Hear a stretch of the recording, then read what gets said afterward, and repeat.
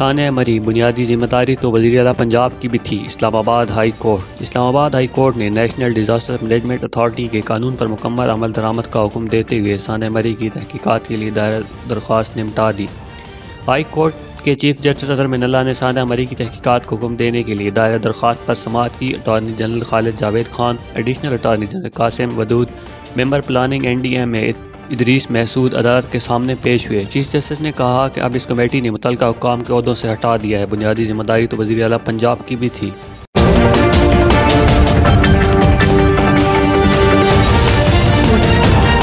وزیر اعظم کی 5.37% G D P growth پر اپنی ٹیم کو مبارکباد۔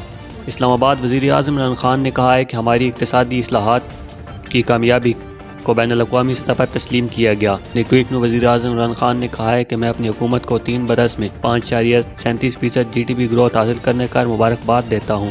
جی ڈی پی گروتھ کی وجہ سے روزگار کے خاطر خواہ مواقع پیدا ہوئے اور فی کس آمدنی میں اضافہ ہوا۔ وزیر اعظم نے مزید کہا کہ کووڈ وبا کے بعد سے پاکستان کو نارملسی انڈیکس میں سر فہرست 3 ممالک میں شامل کیا گیا ہے۔ اکنامسٹ نے اپنے تازہ ترین نارملسی انڈیکس میں ملازمتیں اور انسانی جانیں بچانے کی کوشش کو تسلیم کیا۔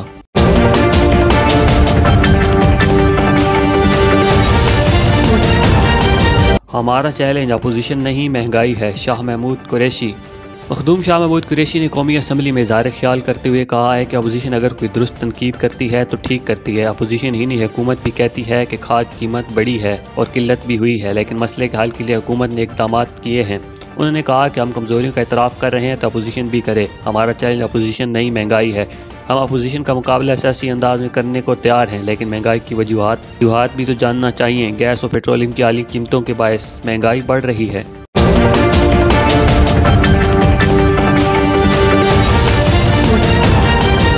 اسرائیلی پولیس اپنے ہی شہریوں کی سائبر جاسوسی کرنے لگی۔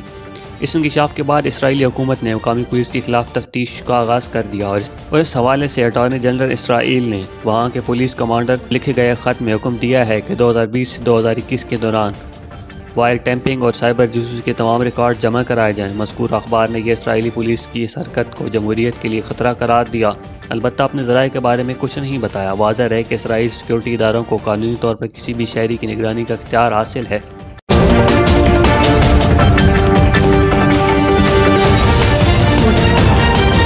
گھانا میں دھماکے سے 17 افراد ہلاک، 59 زخمی۔ خبر رساں ایجنسیوں کے مطابق موٹر سائیکل سے ٹکرانے والے ٹرک میں دھماکہ خیز مواد سے بھری درجنوں پیٹیاں رکھی تھیں جنہیں کانکونی کی غرض سے لے جایا جا رہا تھا۔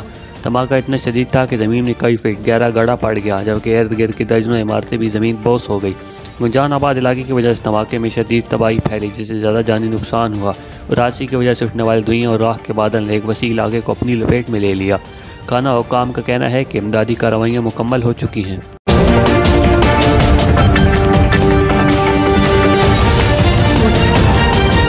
بھارت میں وزیر تعلیم نے حجاب کو ڈسپلن کی خلاف ورزی قرار دے دیا۔ بھارتی میڈیا کے مطابق کرناٹک کے وزیر تعلیم نے این ڈی ٹی وی کو بیان دیتے ہوئے کہا کہ اسکول اور کالجوں میں حجاب کرنا ڈسپلن کی خلاف ورزی ہے۔ انہوں نے کہا کہ اسکول یا کالجز اپنی مذہبی روایات کو اپنانے کی جگہ نہیں ہے۔ دوسری جانب مسلم طلباء کا کہنا ہے کہ یہ ان کے بنیادی حق چھیننے کے مترادف ہے۔ انہوں نے بتایا کہ مرد حضرات لیکچرار کے سامنے وہ حجاب لیتی ہیں۔ عالیہ نامی طالبہ نے بتایا کہ ہمیں آج بھی حجاب کی وجہ سے کلاسوں میں بیٹھنے نہیں دیا گیا۔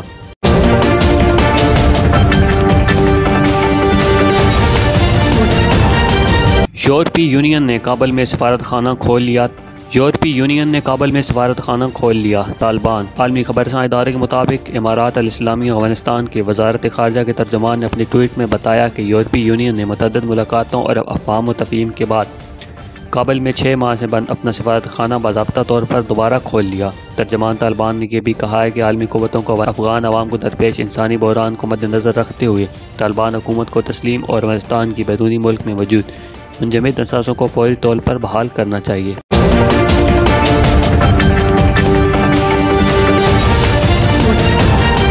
T20 ورلڈ کپ پاکستان اور بھارت ایک ہی گروپ میں شامل۔ ICC نے آسٹریلیا میں شیڈول T20 ورلڈ کپ میں روایتی حریف پاکستان اور بھارت کو ایک ہی گروپ میں رکھ دیا۔ دونوں ٹیموں کے درمیان میں 23 اکتوبر کو میلبرن میں کھیلا جائے گا۔ T20 فارمیٹ کے 8واں ایڈیشن 16 اکتوبر سے شروع ہوگا۔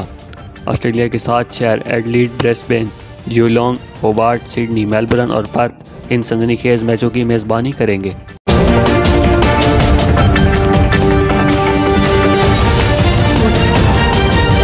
وزڈن test team of the year میں شاہین شاہ آفریدی اور فواد عالم منتخب۔ پلینگ 11 کا حصہ بننے والے کھلاڑیوں کا انتخاب پرفارمنس کی بنیاد پر کیا گیا۔ اس فہرست کے لیے مجموعی طور پر 29 کھلاڑیوں کی چناؤ کیا گیا۔ تاہم سلیکشن پینل نے ان 11 کھلاڑیوں کو ٹیم آف دی ایئر میں شمولیت کے قابل سمجھا۔ ان کھلاڑیوں میں Rohit Sharma, Karunaratne, Kane Williamson, کپتان جو روٹ لاؤش نے، فواد عالم، پینٹ ایشون، کارلز جیمینیشن، کیمنس اور شاہین شاہ آفریدی شامل ہیں۔